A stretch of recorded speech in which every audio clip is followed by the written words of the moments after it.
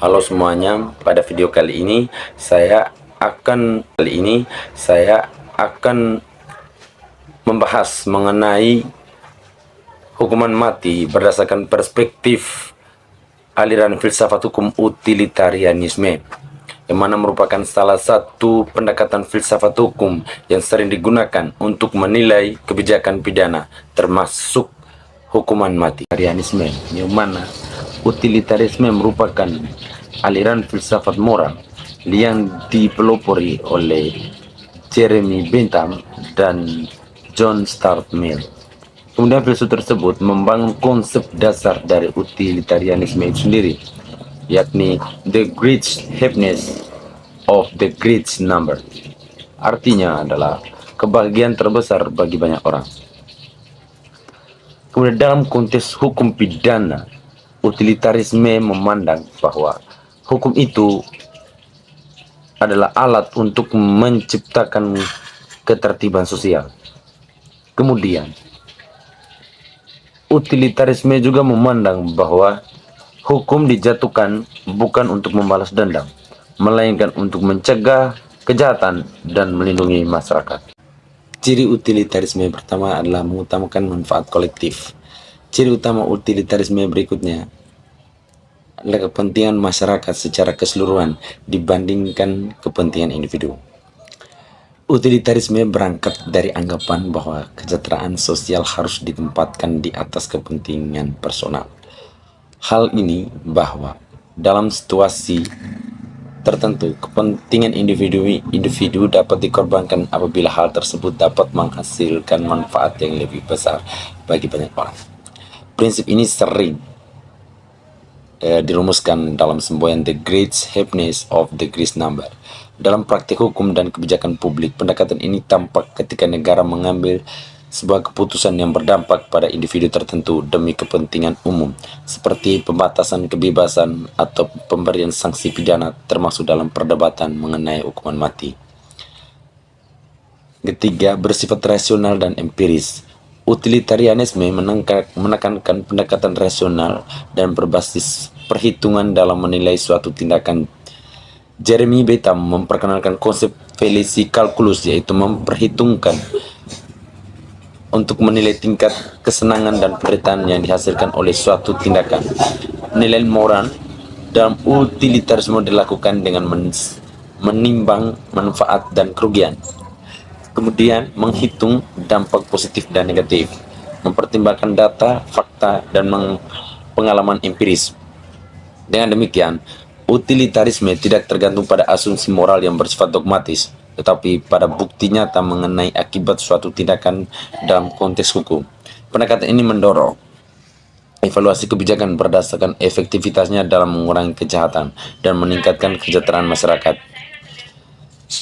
4. Tidak bersifat absolut. Utilitarisme tidak mengakui adanya aturan moral yang berlaku secara mutlak dalam segala situasi. Suatu tindakan tidak selalu benar atau salah secara permanen, melainkan bergantung pada konteks dan dampak yang ditimbulkannya. Artinya, tindakan yang dalam satu situasi dapat dibenarkan dalam situasi lain bisa saja ditolak jika akibatnya berbeda. Fleksibilitas ini membuat utilitarianisme mampu menyesuaikan diri dengan perubahan kondisi sosial dan kebutuhan masyarakat. Dalam bidang hukum, sifat non-absolut ini terlibat pada kebijakan yang dapat berubah seiring waktu, seperti peninjauan ulang terhadap hukuman mati.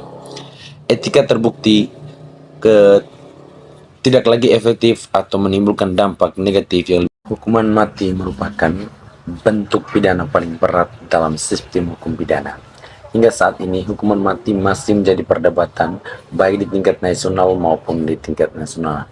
Perdebatan tersebut tidak hanya berkaitan dengan hukum positif, tetapi juga menyentuh aspek filsafat hukum, khususnya mengenai apakah hukuman mati benar-benar manfaat bagi masyarakat secara luas. Untuk menjawab persoalan-persoalan tersebut, pendekatan aliran utilitarianisme dapat digunakan sebagai dasar analisis dalam mengkaji hukuman mati yang ada di Indonesia. Bagaimana implementasi hukuman mati dalam perspektif utilitarisme? Dalam penerapan hukum pidana, implementasi suatu sanksi harus dilakukan dengan pertimbangan yang matang. Beberapa aspek penting yang perlu diperhatikan antara lain: pertama, kepastian hukum, agar aturan ditetapkan secara konsisten dan tidak menimbulkan ketidakpastian bagi masyarakat.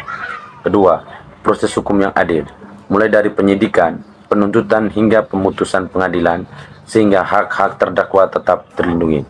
Ketiga, alternatif pemidanaan, seperti pidana penjara seumur hidup yang dapat mempertimbangkan apabila dinilai lebih efektif dan memanusiawi.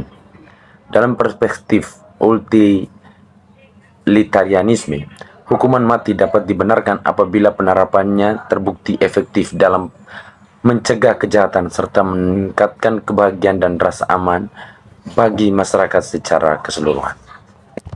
Kesimpulan, dalam perspektif aliran utilitarianisme, hukum tidak dinilai berdasarkan benar atau salah secara mutlak, melainkan berdasarkan manfaat dan dampak yang dihasilkan bagi masyarakat. Suatu kebijakan termasuk hukuman mati dapat dibenarkan apabila mampu mewujudkan kebahagiaan terbesar bagi sebanyak mungkin orang.